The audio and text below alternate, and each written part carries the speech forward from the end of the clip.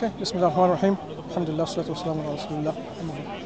So, Paul, just so that we start, everyone knows what you're talking about. So we just met just a few seconds ago. We wanted to ask some questions on issues that I don't fully know yet, but maybe around religion, of course, maybe around God and so on. So, just tell us a bit about your, what you believe first of all, and then perhaps, see whether your question then resonates from that angle. I don't really have a firm belief system. I'm just open-minded about everything, absolutely everything. If somebody come up to me, I mean, where I live, there's not many people come up to me preaching about God or anything like that. It's not that kind of place.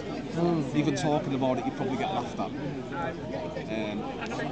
But I've always been interested in it, and I'm on YouTube, and I'm on, so since the technology is advanced, you can learn more. You don't have to have a Bible. You can read it, or your Quran, and you can just go online and it's there. But what fascinates me is how far people are willing to take the religion. So, as far as I'm aware, Muslims pray 5 times a day. Yeah. They've got certain dietary laws. They can't drink alcohol. They can't do this. Now, for me, even just the thought of doing that is just, I would fall at the first hurdle. Do you think because the practicality of I mean, when you're born following it, or the whole idea of following a particular religion? I think just what's involved, the rules, the regulations, things like that. I mean, I try and, there's certain, I'll go through stages in my life where I'm like, right, I need to sort myself out, right? But I never get there. But to add praying 5 times a day and to not do this, I would find it incredibly hard. But when I approach you to ask questions, it's because obviously I've seen your YouTube channels and stuff, and I find it really interesting. But I think my main question is, you had Judaism, right? And as far as I'm aware, the Muslims think it's partly corrupted. I don't know the full thing. And then you had Christianity, and then you've got Islam. And each message is different, But why wouldn't, if it's the truth, why wouldn't God just turn around and just say, right, that hasn't worked, this is the final message. Why would he not just reveal himself to the whole world publicly? Like the Jews say that they had a public revelation from God which is unique to their religion, because normally it's give the message to the messenger, he spreads it. But the Jews say, no, he revealed himself to the whole nation. Why wouldn't he just reveal himself to the whole world if he wants us to follow him? Why do we have to kind of rely on a book that was in the Middle East, relying on people to interpret it? If he wanted us to follow him, why wouldn't he just say, right, there we go, So let's try to explore this a bit more. When you say God could have... People that apply that. Now, if he is all-powerful, there would be some way that he could communicate to the whole world. How he would do it, I mean, I don't know. But surely, if he wanted to convey a message, it would be given to the whole world. Why was it only given to a small group of people? What if it wasn't like that? So if I tell you, in fact, this is what I asked you, if God wants to give to the whole world this message, how do you think this can be given? There are a few options. Either every individual, like you and I, we have direct revelation from God, or a particular group or nation, they have a representative who have this message, who then passes on that message to the people. Say that again. You would prefer, which is making sense to you, that the revelation from God, the message from God, the guidance from God should be given to all people, not just a group of people in the Middle East. Yeah. Because, what about the people in England, for example, or in Indonesia, in China, in Malaysia, far away? We're talking about from here, England. So either God gives guidance to nation states or tribes or communities, or he gives guidance individually directly. What do you think? Well, you said individual states. Why not just everybody? Yeah, everybody individually or collectively. Just the whole world. Just why not just reveal everything to the whole world apart from, because I'm pretty sure that when Muhammad was on his own in a cave, that he was on his own. Why just reveal it to one person on his own? Why not just reveal everything to everybody? Okay, let's address this question about everybody. You see, if God is to now appear, and a voice appear in the sky, for example, and says, okay, I am God, and this is what I want you to do, and everyone hears it, and so on and so forth, right? There won't be any element of faith in God. People will be coerced. They will be compelled to believe in God and do exactly what God wants them to do. There will not be any chance or opportunity for freedom of choice of your own thinking at all whatsoever. Yeah, because once somebody puts a gun on your head, for example, and says, you can choose. And says, look, if you move, I'm going to shoot. And then you say, look, yeah, it's up to you if you want to move or not. Really, you're compelled already in that sense. So, if this was the way, then people would have no choice whatsoever, and the matter would have been decided. That's it. There is no ifs and buts anymore.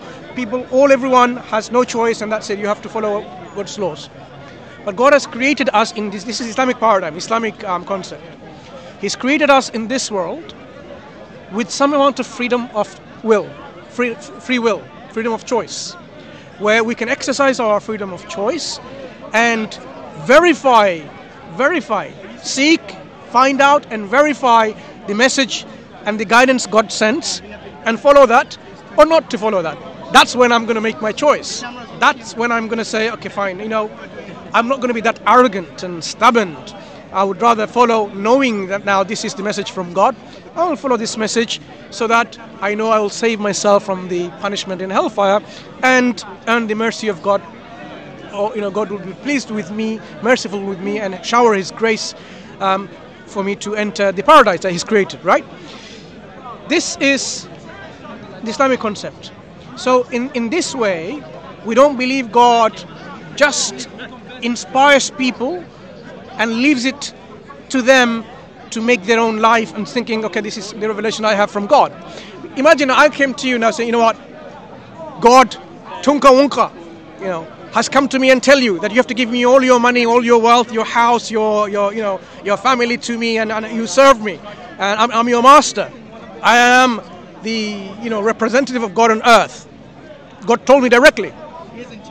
What would you say about this one? You'd say, come on, are you sure? How am I supposed to know? You're just like an opportunist, right? You're trying to rob me off. So people can, if individually this guidance was left to people to make their own decisions about how to live their life, how to worship God, how to connect to God, how to behave in this world, people will come up with all these different ideas and opportunistic things like this to exploit people, like many people have done. So God in His mercy, He approached in a different way. He sends, in fact, He raises human beings from us, the best from us that He chooses from our communities, and appoints them to be prophet and messengers, so that people can then get the message from them, because they will know that these people that now who's been appointed as a prophet and a messenger of God, they have seen them, known them, that these people are the most upright. Yeah, but you see, that's a good idea, but it didn't work, did it? According to Islam, it didn't work. No, it did. Because didn't the Old Testament get corrupted? No, it did. Let me explain. So, in this way, God raises human beings to be prophets and messengers, the best among them, because He's the one who taught them to be upright, taught them to be, almost perfect in the sense we're talking about perfection of character. So there would not be one who would be cheating, lying, deceiving. There would be one who would say, had I been like them. That's how they would want to be emulated or imitated in terms of their roles and their character. So God, in the past, He hasn't left any nation, or when we're talking about a tribe or communities, without sending or raising a prophet or a warner to them, telling them that yes, you're a creation, I have created you for this reason, and this is what you're supposed to do. So as Muslims, this is one thing to clear. God doesn't punish people unless He sends a warner telling them this is what you should be doing and this is what you should be avoiding. Because punishment is when you do things that goes against God's will, right? God tells you do not lie and you lie, and then you may be liable for punishment. So does that mean that anybody who doesn't read the Quran and doesn't read the... We'll come back to this point, because this is we're talking about... No. We'll come to this point, because we're talking about a point where God has sent His final messenger with the final message. So this is slightly different from the time past. In the earlier times, when people had their own prophets and messengers in their own communities, right?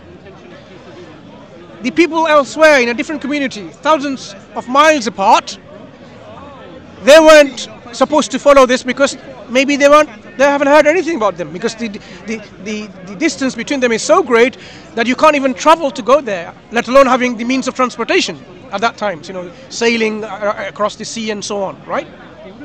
So each community had their own owners, and they were responsible in their belief and in their actions according to what the prophet and the messenger has brought to them. If people disobeyed that prophet and the messenger, then they become, a rebel against God. They will be the one to deserve punishment from God. If they followed those prophets and messengers, then they're the ones who will be successful. Now we say, as Muslims, all of those prophets, 124,000 or more, that number, just think about this number, such a huge number of the prophets that came, in multiple nations, in multiple times. Some nations had more than one prophet or a messenger. When they came with this same message. That same message is, worship none but God. Avoid and shun and abandon and reject the worship of false gods. Worship one and only God, who deserves our worship. And of course follow the prophet and messenger. So I've heard it said before, especially on Speaker's Corner, when I've seen it on YouTube, about people, mainly Muslims, arguing with Christians about one God, because the Trinity is a bit of a... Well, I'm getting into the Trinity. I'm not that advanced, but I understand the arguments that, But why would that be so important to God about the? Because to me, it seems a little bit like jealousy from God. If somebody's worshipping something else, why would He get so angry to put somebody in hell just because he's maybe the person's got the wrong idea? Maybe the person's just in his own thought process is thinking, no, this is really what I should be worshipping. Yeah, God's going to say, no, you worship me, otherwise, down to the barbecue. It just doesn't sound very nice, Okay. So when we're talking about why does God punish people if they have the wrong concept of God, if some people had a concept of God where God is a trinity, or God is a monkey or an elephant or a rat, or the thunder and the skies and the planets, why does God even care? What we say is God created us for a purpose, to be grateful to Him. This is the essence of worshipping God. Instead, people are being grateful to something else. They're grateful to Mother Nature. They're being grateful to some other, beings or persons or entities other than God. When people started associating partner with God, this is in Islam called associating a partner with God. So it's the concept known as shirk. Perhaps you've heard of this term.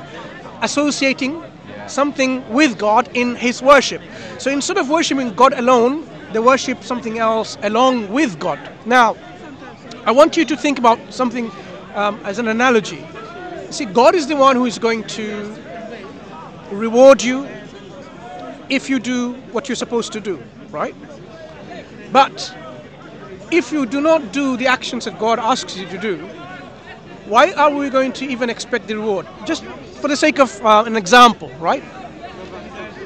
Do you work? Yeah. So let's say, I'm not going to go any further details in your personal work. Let's say you work for a company, okay? and the company pays you at the end of the month, right? Gives you a good wages or a good salary, and you have certain rules and principles and policies that you have to follow as you are an employee of this organization. You have to turn to work on time.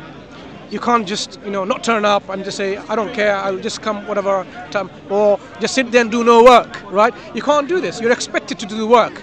When you will have this kind of appraisals, whether you are actually up to the standards of your work or not, we call it PDR, professional, development review, where have you been doing what you're supposed to have been doing in the first place? Are you up to the standards of your work? Did you meet the standards? If you start bullying other people, other employees, and rob, cheat, and destroy the company's properties, you will fall under a lot of rules and regulations from the company where, against harassment, against bullying, against a lot of things like, company's properties that you're damaging and so on. There are clear-cut rules. So the company expects you to work for that company, so that at the end of the day, if you do that, you'll get your wages that they have contracted you to have at the end of the day. Now suppose you don't do any of that, you don't do any work, instead you work for the company's rival. You do exactly what they tell to do, you tell all the secrets, whatever, and you work for the company. Do you really think your company that you work for, the organization, should really give you the salaries and wages at the end of the month and say, there you go, you've done a great, excellent work? You wouldn't. No. Do you agree that? You wouldn't. I see what you're saying. But I'm just giving one example. No. And I will continue to make my point. Yeah. I totally understand where you're coming from. But what I would say is, when you go to a job, you sign a contract, and you're expected to do a certain amount of work, right? And if you don't do it, and you know what's in for you, as humans, because you're relating it to the rewards with God, I'm assuming, none of us asked to be here. None of us asked to be here, did we? So we're just here, and it seems like it seems to me like we're just we've got a battle from day one, that we've got to do this, got to do that, otherwise it's... But it's your choice, though. You see, when we are not asked, we haven't asked to be here, the fact that we have been created itself, we need to understand that someone gave us life, or we already are in debt. You see, someone gave us life, gave us the means to enjoy this life. I mean, you enjoy smoking, for example, earlier on you were saying. Someone gave you this privileges to have enjoyment, friendship, nice food, how you, interact with people and so on. There's a lot of things you enjoy, okay? Let's not go into all the details, but we know human beings, we can enjoy a lot of things. The one who gave us all of this, given us the life to enjoy it, we are already in debt to this God. So it's not about like, I didn't ask you to be here. We are already in debt. What about all the pain? I mean, and I know this is, this is the question that you've probably heard a million times, like, why is all the pain in the world? And I've heard different arguments. I mean, I can't speak for what you're about to say, but I've heard the arguments, it's a bit like when I can't remember there was a Muslim I heard on, and he said something about the pain that you have when you're a child, I think, and he said you don't remember the pain. Or it's a mother. No, that was it. It's when a mother gives birth.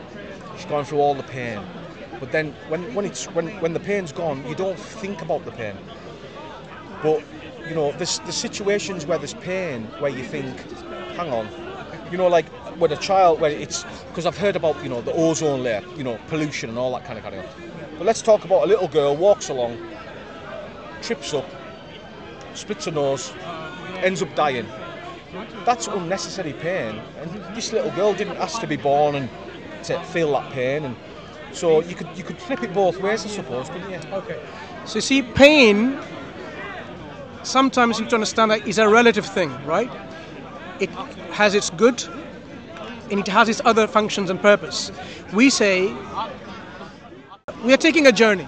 In this journey, we have to develop ourselves, we have to grow, and we have to, in a way, perfect ourselves as much as we can, so that then we can go to the next phase of our life. So pain has a function To give you one example of a good thing about pain. This is why God also tests us with sufferings. Suppose you didn't have any nerve endings which responses to pain. And then, you had at the back or something losing blood through one of your, blood vessels. You probably not noticed anything, right? Maybe loss of sensation of even the feelings that's there, and then suddenly you drop dead. Pain tells us something's wrong in our body. Okay, so when you eat something bad, nasty food, right, junk food, you feel pain in the stomach. You might vomit. You might have diarrhea. Why? Because that thing is not good for you. So it's your body then reacts to it with pain and this reaction of getting rid of this food through your mouth or to the other end of your gastrointestinal tract, right? Sometimes when, like if you have a cut and so on and so forth, or a burn, like fire, if it didn't give us the pain, just imagine, I put my hand in the oven, I didn't even realize, whole thing is burnt off. But when I have pain senses in my skin nerves, right, just underneath my skin, there are pain receptors, I will retract my hand like that. So this is a good thing. It's protecting me from unnecessary harm and suffering. So if you think about it, pain is not necessarily bad. It has its purpose and function, but the way you need to understand is contextualize it. So when a child, for example, dies, the parents may be tested. Are you still grateful to God who gave you life and your children life? Are you grateful to God for that? Or are you now saying, oh, God, why did you do this to me? This is the testing of their patience and so on. Children, when they die and gone, their destiny in the hereafter is different. Okay, so don't just feel that the children have suffered and so on, and say no. They will be in a very good position in the hereafter, and there are tests for them too later on in terms of how they will end up in the final destination. So when we think about, say, the cancers people get, earthquakes and malarias and whatnot, right? A lot of things. Ask yourself, many of the things are induced by us. We created holes in the ozone layer, very, cosmic rays which are very damaging to us. Now they can enter, passing this layer, because we have like a canopy of this world with our atmosphere, different atmospheres, where it will reflect back all these different bad cosmic rays and some, right? If we create a hole in this canopy, it will come through and then will give us a skin cancer and so on and so forth. We food junk and lots of chemicals in our food. We put them in there during manufacture of food. Even, for example, they want to make the eggshell so strong, they put some chemicals, manganese, whatever. If you think about it, we are poisoned in various ways in everything, what we eat. There is no such thing as natural food anymore. These things have an effect on our body, carcinogens. Many of the things are carcinogens. We only realize much later after suffering and say, you know what, eating these kind of things, now you realize you're exposed to these chemicals which gives you cancer. We were responsible for this. I would agree. Certain things, yeah, very good. Certain things like regions of this earth where there is earthquakes and so on. God doesn't want us to live just because, in that area. The whole earth has been created by God. We have made artificial boundaries, yeah, in terms of the nation states, and we put restrictions of travel in between and going and so on. And that's why some people that could have easily moved from that place, which is very, prone to earthquakes and suffering, people die from there, and other places, there, thousands and thousands of acres were just empty. No one is living there because there are not people to settle there, right? We have created these artificial boundaries and stopping people from moving in there. So some things can be man-made, like in the Quran, God says, ظهر الفساد في البر والبحر. corruption has occurred in the lands and the sea for what man has done. And God says, so that we can taste some of the things that we've done. We have corrupted the sea. We have corrupted the sea in such a way that we have polluted the sea. We've killed, the natural life in the sea waters, or even the rivers, or on the canals, or on the streams. We have corrupted or polluted the air. These air pollutions by industrializations with all these, things that goes into the air by our industry. We have done all of this. So we have corrupted many things. So many things we are suffering and seeing the bad effects because what we have done. Okay? So when we talk about pain and suffering, we need to really contextualize and say, really, who are we to blame? Who are we blaming in the first place? Okay? So it is a very broad thing to understand and contextualizing it. Just want to return, if you don't mind, to the question about what we say, how God created or raised prophets and messengers from different nation states. All came with the same message of the oneness of God. In Arabic we call Tawheed or monotheism, which is you worship none but God in His oneness without giving or ascribing any partners to this God. This has been the consistent message throughout. Every prophet from every nation, they brought this message to the people. Those who followed this message, they were called Muslims. Someone who submitted and surrendered their will. So they are a Muslim, and that message was called Islam, submission and surrender to God, of worshipping God alone. What happened is this: when people saw the message came to them, some of them believed, some of them didn't believe because they had their own free will, right? And these people, or some of those people, didn't want this message to propagate within the same community, some nations. And when they were powerful enough, they started corrupting their message that was given. Because when the messenger or the warner or the prophet has passed away, you have the believers now passing on this message. But these powerful elites within the communities, they have a mission and an agenda to corrupt this message because it goes against their own interest. Imagine the message says, do not give usury and interest to people, but give them in charity or help them without any interest.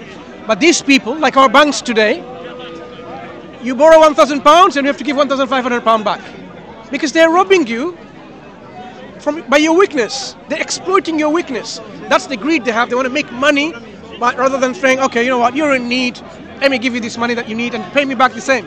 That's not it. So people are, because of their greed, power hungry, they will try exploiting, and they want to change the message and saying, no, what's wrong with lying? What's wrong with cheating? What's wrong with killing? What's wrong with murder? And so on. These people, throughout times, they started corrupting the message. Hello, how are you? These elites, they wanted to corrupt the message, and some of them have succeeded in the past. God, she's so cute. Some of them and succeeded in such a way that the message that was original is no longer to be seen as the same. It's become totally different because they've changed it themselves for their own wishes and needs. Going on, let's say it was happening in Christianity, say, just for example. How long after Christianity was Islam? Was it 600 years or 400 years? How long after was it? About 600. 600. Why did he wait so long? If all this corruption was going on, why did it take 600 years for him to say, right, no, what you're doing is wrong? What happened to them people in that 600 years? Yeah, very good question. So see, the question about the interim periods between a messenger and another messenger, okay, if you think about it, this can be, short, it could be very long, it could be intermediate, depending on the wisdom of God. Depending on the wisdom of God, it could be various time intervals. When the message of Christianity was there, it doesn't mean that every single Christians meaning the message that they received from Christ, they were in the wrong path. There were still people who were following, and they were living their life according to the message of God. It doesn't mean wholesale, whole religion is corrupted. I don't think, we can say that. That's why you will find the Quran says, "Laysu sawa'a." They are not all equal, the same. Among them are those who spend their night worshipping, praying to God. They're not all the same. We can't put them all in the same basket. Okay? But what has happened is the religion, in its structure within the elites and so on, who's going to pass on, so on. The people who will become the forebearers, the keepers of this religion, and say, okay, this is what Christianity is. When they say this is the version of Christianity where God is a three and so on, or Trinity and so on, that's how the message gets corrupted. Okay. Within Arabia, there were still some Jewish people who were following the laws of God, and they were waiting for a prophet to come. They were waiting because within the scripture they knew God's going to send another prophet, and they were waiting in Arabia. Just like Paul, when he converted to Christianity, he didn't go to Jerusalem straight away. When he went, he went to Arabia. Why was he going to Arabia? Because he couldn't convert the Jews. What was in Arabia? Gentiles? No, not because of that. Because in Arabia is where the prophet is to be awaited for. That's what the Jewish people are waiting. So, your question about 600 years, what's happening with these people? If people did not have the message in clarity and clearly, they would not be accounted for. And this is the constant message of God. God punishes those people once the message has come to them. So if they did not receive the pristine, clear message, they will be judged according to their intellectual understanding of reality, whether they actually use their intellect and come to believe that God is one and to be worshipped alone or not. In the Quran, there is a chapter which tells us that in the hereafter, when the people who deserve to go to hellfire and the angels are dragging them in chains, in shackles, they were asked by the gatekeepers of angels to these people, didn't there come to you prophets and messengers, warn us? You know what they will say? Yes, Bala. Certainly they did came. But we belied them, we rejected them, we denied them. But then they will confess.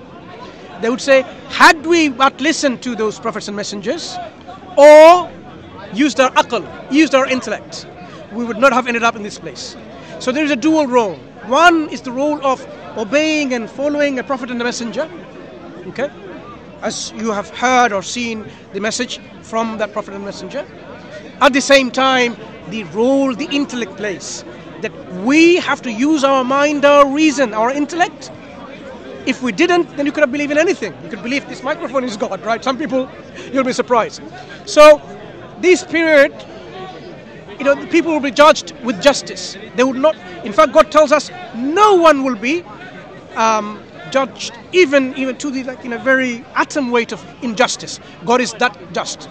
He's not even unjust, even to the atom weight of things, to his slaves, to his creations. So when we say that people in the past, like say in Judaism, what happened? When the messengers and prophets came, they killed those prophets and messengers. Whether it's Zechariah and a few others, God in his mercy sends up another prophet, reminding them, look, I remind you again, because this is his mercy. And some listens, some don't. So throughout different nations and history, prophets were sent and the message was there like this. Those people who followed, they're the successful ones. And those who corrupted it, they will have their justice meted out to them. And those who, wrongly changed the message of God, they will be in a very bad consequence in the hereafter. So if you think about it, the message of Islam is universal. It is something that can be reached even by the intellect alone. If you didn't hear anything about Islam and you were there, say 5,000 years ago, in a remote island, you can still come to the conclusion, using your untampered, uncorrupted intellect, that there is a creator of this cosmos, of this reality.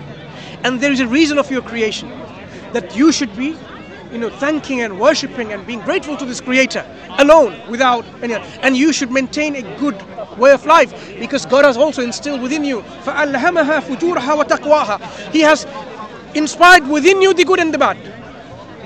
You see, God has already inspired within us the bad, the evil, and the good. It's not that we left us without, we don't know what bad is.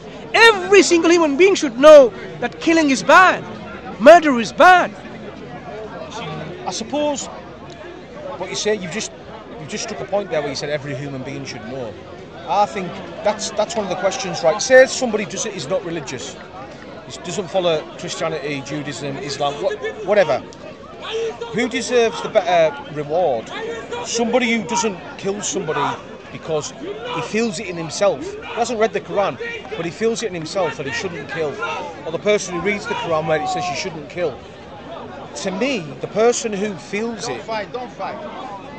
he deserves just as much of a reward because he feels it himself. Now, I know you can go back to, people think that things are right and things are wrong, and you can argue, who says you're right and wrong? But we all know, like you say, you should know that it's wrong.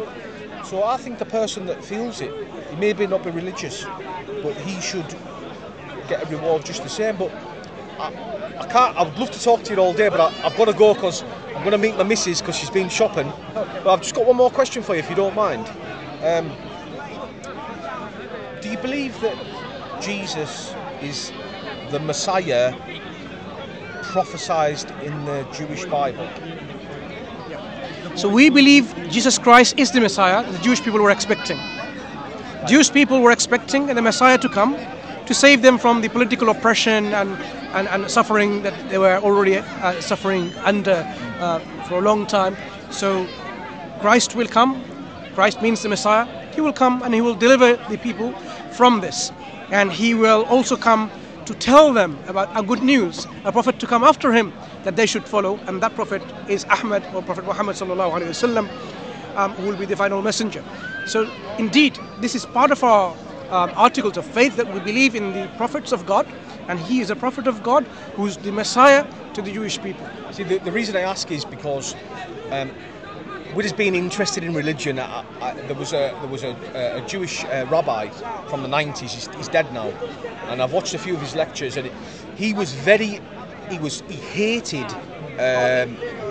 Christian missionaries, hated it. He said because he actually said he'd rather have the Holocaust than Christian missionaries trying to steal the Jewish soul, because to go against your own faith is the worst thing you can do. But one of the things he said, look, it's as simple as this. He said Jesus can't be the Messiah. He said because he wasn't a descendant of King David. He was a descendant through his mother's side, through Mary, but in Jewish tradition, it's got to be through paternal line only. So the mother defines the religion, but tribal affiliation is through father to son. Well, he didn't have a father, did he? So how could he be the Jewish Messiah if in Jewish tradition he's got to be a descendant of David through paternal line? Yeah. So the Christians, not Christians, the Jewish people who are still Jew and has not accepted Christ, they have their reasons why they do not accept Christ as the Messiah. Okay.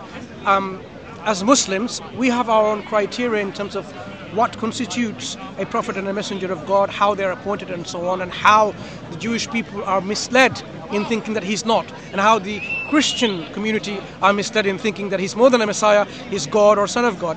I mean, but because of the shortage of time, this is a discussion we can have another time. No, but I want to just leave you with this this message that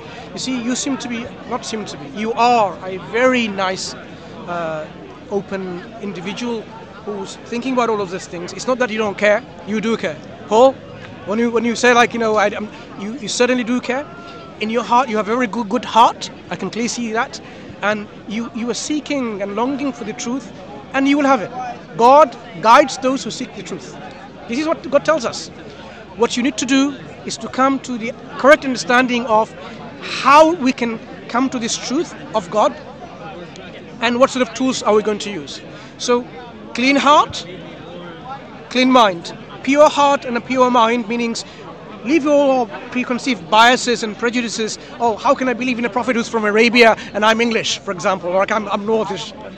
We have to leave all that, because God appoints a prophet who he chooses to be the best for the people. He can choose someone from England, or choose someone from anywhere in the world, or even from Arabia, like he has done. So we have no choice in terms of like how has God chosen it. God has his wisdom in choosing the prophet and messenger.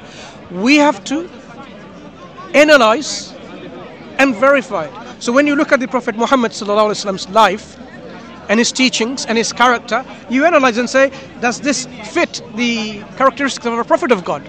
Does his teaching resonate with the message of God that God would send about worshipping him alone, about heaven and about hell, about being good here, be good to your neighbor, good to your mother, good to your father, good to your children, and so on?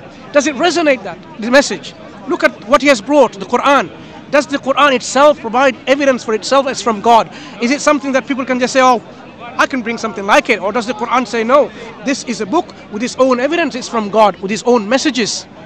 So when you analyze and start scrutinizing and verifying it, you will have no other choice but to say, I am satisfied.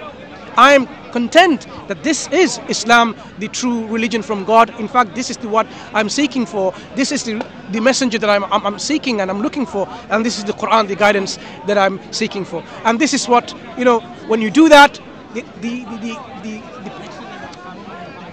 belief will enter in your hearts already. What you will then do is make that belief, and you declare it with your mouth that yes, I am declaring that I'm a Muslim, submitter to God alone, worshipping God alone without any partners, and following Muhammad sallallahu alaihi wasallam as the last messenger. And then you will manifest that into actions. That say, I know what is good for me because God tells me what to do. God tells me avoid those foods and have these foods. Dietary laws, remember mentioned, because it's good for us. Blood, dead meat, so on, and things that God says, these because they are bad for us.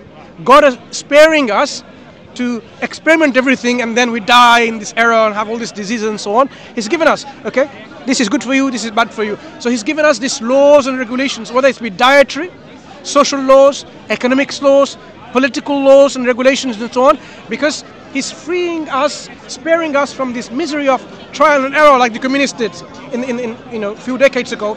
And by that process they killed thousands and millions of people, and still they failed, because how many people are being communist? Yeah. So the regulations or the organized religion from God is a mercy from God, that we can follow this so we can be successful individually and collectively. When we do collectively like this kind of behavior and actions, it is good for the community. It's good for not only individuals but good for the community. So when, for example, God tells us to be charitable and give 2.5% of your surplus wealth to the poor people are not going to be remaining poor without any food and so on, because we'll be looking after them, because they have the right on our money. Likewise, when we help people, we don't give with interest. We don't gamble, because gambling makes you a miserable individual, because you're not responsible. You think like easy money and so on. And when it lost, and when you lose the gambling, what happens? God says, no, don't gamble at all. Drinking alcohol, for example.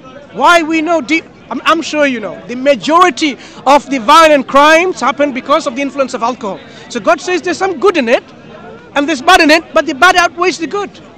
Yeah. So alcohol is used in the medicinal industry for making medicines and so on. Certain times, and so, that you have to, if you can avoid it, fine. If you cannot, there's some benefit. Some people say, I'm not saying you should take that medicine. There are medicines which are avoidable without alcohol, but alcohol in the way, it may have some benefits. People can use it, whatever.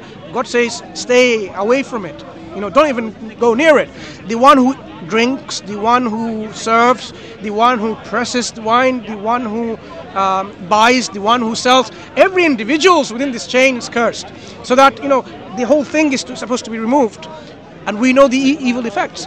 So if you think about it, my friend Paul, Islam comes up with a way of life which is beneficial for us here, and it's exactly what we need for the hereafter in our journey.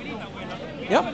It will empower us to take that journey with a sound mind, with a way that, yes, we will make sure peace and happiness and tranquility and justice established on this earth, so that we can then move on to the next phase in our life in the hereafter. We won't be unjust to the other communities like we hear all the injustice everyone because of greed. You will be just to yourself and just to the other people. And this is what Islam will give us. So take this journey of exploring Islam further, my friend Paul. Well, and it's been nice to speak to you, mate. You're a good speaker. I've listened to you before, and thanks for your time. All right, man. Where's the sun gone? Yeah. Take care, right? All right, cheers. And Paul. we talk again, inshallah. God willing. Cheers, mate. Thank you. Cheers.